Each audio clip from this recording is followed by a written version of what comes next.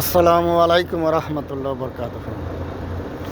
আমার কথাগুলো একটু বুঝতে আপনার বড় আলেম হওয়ার দরকার নাই, বিসিএস ক্যাডার কিংবা এমবিএ ডিগ্রির দরকার নাই। আপনি নিজের বিবেক দিয়ে একটু চিন্তা করেন। আপনি রাস্তাঘাটে, স্কুল, কলেজে, ইউনিভার্সিটিতে পড়তে গিয়ে একজন মেয়ে দেখে তার উপর কোন নজর অটোমেটিকলি কিন্তু শয়তানি এনে দেয়। একজন মেয়ে দেখে ওইটা আবার মনের মাঝে কুমন্ত্রণা জাগিয়ে দেয়।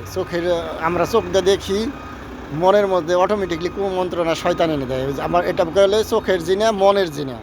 এটা দেখে আবার কিন্তু রাত্রে স্বপ্ন দোষ হয়।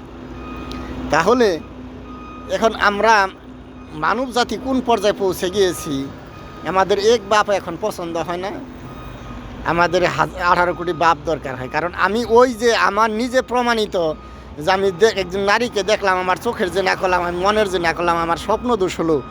ওই নারী আমার মাকে কি করে আমি শিল্পী বানাই, নায়িকা গায়িকা বানাই, আমি নেতা, মেম্বার, চেয়ারম্যান, এমপি, মন্ত্রী বানাই।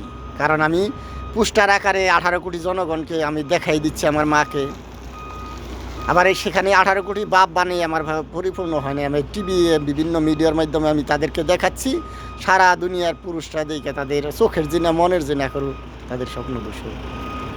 তাহলে আপনি যে এই কাজটা, আমি নিজের বিবেকে কি বলেন যে আপনার যে চোখের জিনা করছেন, আপনি মনের জিনা করছেন, তাহলে আপনি নিজে প্রমাণ করতে পারতেছেন। আর ইসলাম কেন এইটাকে দায়ুস বলছে? একটা নারী যখন বেপরদায় বের করে দেন, তো তার তার সবচেয়ে আপনজন 4 জন লোক জাহান্নামে যায়, দায়ুস হয়ে যায়। বেপরদায় যখন আপনি বের করে দেন, তার বাপ, ভাই, স্বামী, ছেলে, 4 জন মানুষকে জাহান্নামে নিল। আর সে যে বেপরদার কারণে কোটি কোটি মানুষকে চোখের জেনা করালো, কোটি কোটি মানুষ একজন নারী জাহান্নামে নিতে পারে। এখন আপনারা একটু বিবেচনা করবেন যে আপনি যা কাজ করছেন তাতে আপনি নিজের ক্ষতি করছেন কিনা।